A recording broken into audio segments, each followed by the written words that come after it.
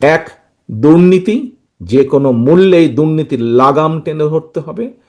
দুই, আইন শৃঙ্খলা পরিস্থিতি, যে কোনো মূল্যে আইন শৃঙ্খলা পরিস্থিতির লাগাম টেনে ধরতে হবে। দেশকে যদি সামনে নিয়ে যেতে হয়, মানুষকে যদি তার অবস্থান পরিবর্তন করে ভালো অবস্থানে নিতে হয়, তাহলে আমাদের সকলকে কাঁধে কাঁধ মিলিয়ে কাজ করতে হবে।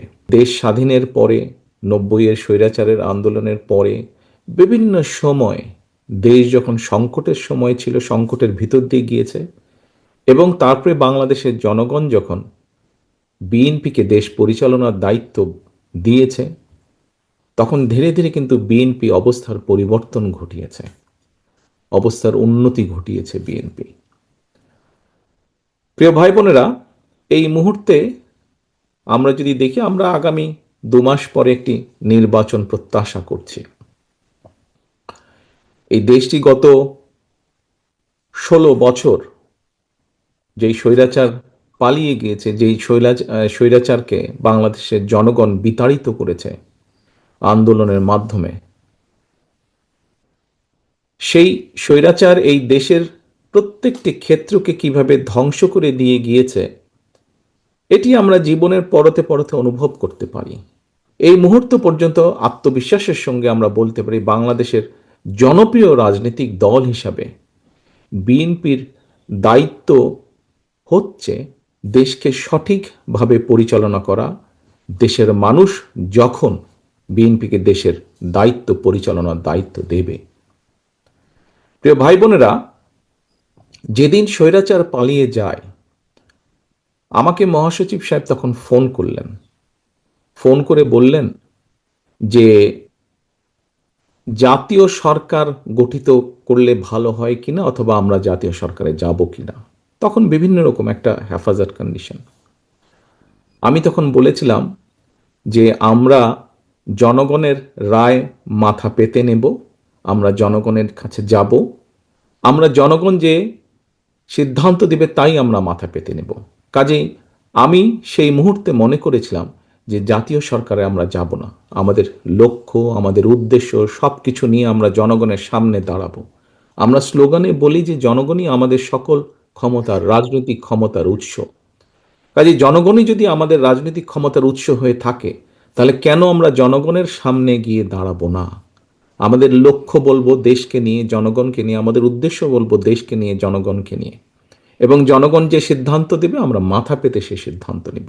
আজকে আমরা 31 দফার ভেতর থেকে বিভিন্ন শ্রেণীর মানুষের কিভাবে আমরা ভাগ্যের পরিবর্তন ঘটাতে পারি, সংক্ষেপে তোমাদের সামনে আজকে 8টি সাবজেক্ট উপস্থাপন করা হয়েছে।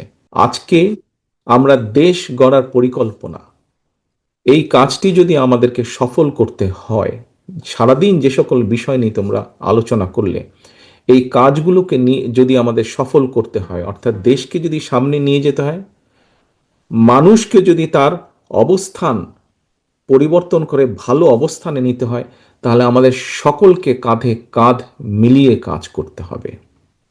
আমি গত 5ই আগস্টের পর থেকে, আমি গত প্রায় 1 বছরের বেশি সময় ধরে বলে আসছি যে আমাদের সামনের সময়গুলো কিন্তু খুব ভালো নয়। সামনে অনেক কঠিন সময়ে অপেক্ষা করছে আমাদের জন্য। বিভিন্নভাবে বিভিন্ন রকম ষড়যন্ত্র বিভিন্ন জায়গায় হচ্ছে। এই ষড়যন্ত্র রুখে দিতে পারে এই দেশের জনগণ, এবং এই ষড়যন্ত্র জনগণকে নিয়ে সাথে রুখে দিতে পারে বিএনপি, বাংলাদেশ জাতীয়তাবাদী দল। তোমরা আজকে ছাত্র দলের প্রতিনিধি হিসাবে এখানে প্রত্যেকে উপস্থিত আছো। ছাত্র হিসাবে তোমাদের নিজেদের ধারণা আছে, প্রত্যেকটি ক্ষেত্রে একটি অরাজকতা বিরাজ করছে। কাজে আমরা এখানে আজকে অর্থনীতি নিয়ে আলাপ করেছি। আমরা এখানে তরুণ যে সমাজ, কয়েকজন তোমরা প্রশ্ন করেছে, তরুণ যে সমাজ, তাদের সামনে সবচেয়ে বড় যেই সমস্যাটি, তাদের কর্মসংস্থানের বিষয়, এই কর্মসংস্থানের বিষয় নিয়ে আমরা আজকে এখানে আলাপ করেছি। আমরা দেশের মানুষের স্বাস্থ্য নিয়ে এখানে আলোচনা করেছি।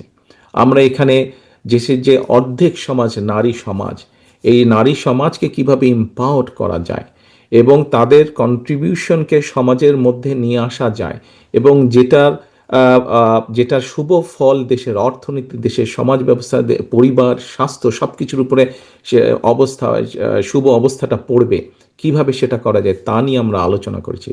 দেশের পরিবেশ নিয়ে আমরা আলোচনা করেছি। দেশের শিক্ষা ব্যবস্থা নিয়ে আমরা আলোচনা করেছি।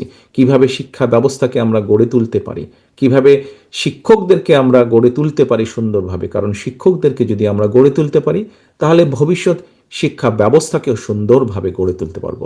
কিন্তু এই কাজগুলো করা কিন্তু কঠিন কাজ, নট ইম্পসিবল, কিন্তু অনেক কঠিন কাজ।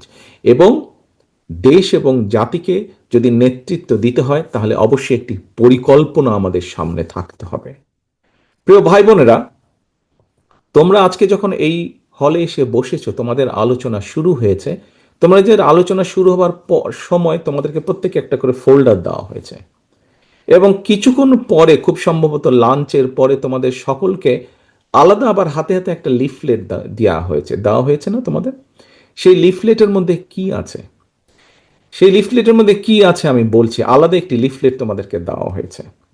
এখানে সোহেল, আজকে যে অনুষ্ঠান পরিচালনা করছে আমাদের জয়েন্ট সেক্রেটারি সোহেল, তার বক্তব্যে সোহেল কিন্তু একটি গুরুত্বপূর্ণ কথা বলেছে। আমি ব্যক্তিগতভাবে বিশ্বাস করি একটি বিষয়, আমরা যতগুলো পরিকল্পনা নিয়েছি, এই পরিকল্পনাগুলোকে সফল করতে হলে যেরকম আমাদের যোগ্য ব্যক্তিদেরকে বিভিন্ন জায়গায় দায়িত্ব দিতে হবে, কিন্তু তার থেকেও দুইটি বড় ইম্পর্টেন্ট বিষয় আছে, যেই দুইটি বিষয়কে যে কোনো মূল্যে আমাদেরকে অ্যাড্রেস করতে হবে। এবং এই দুইটি বিষয়কে যদি আমরা অ্যাড্রেস করতে না পারি, আমাদের পুরা জাতি এবং দেশ সংকটের মধ্যে পড়বে। কি দুটি বিষয়? এক, দুর্নীতি, যে কোনো মূল্যে এই দুর্নীতির লাগাম টেনে ধরতে হবে। দুই, আইন শৃঙ্খলা পরিস্থিতি, যে কোনো মূল্যে আইন শৃঙ্খলা পরিস্থিতির লাগাম টেনে ধরতে হবে। যদি আমরা দুর্নীতি এবং আইন শৃঙ্খলা যদি আমরা দুর্নীতি এবং আইন শৃঙ্খলার লাগাম টেনে ধরতে না পারি, তাহলে আমরা যে পরিকল্পনাগুলি গ্রহণ করেছি মানুষের স্বাস্থ্য নিয়ে, দেশের ভবিষ্যৎ সন্তানদের শিক্ষা ব্যবস্থা নিয়ে, নারী সমাজকে এম্পাওয়ার্ড করার জন্য, দেশের কৃষি ব্যবস্থা, প্রত্যেকটি পরিকল্পনা আমাদের বাধাগ্রস্ত হবে, স্লো হয়ে যাবে আমাদের।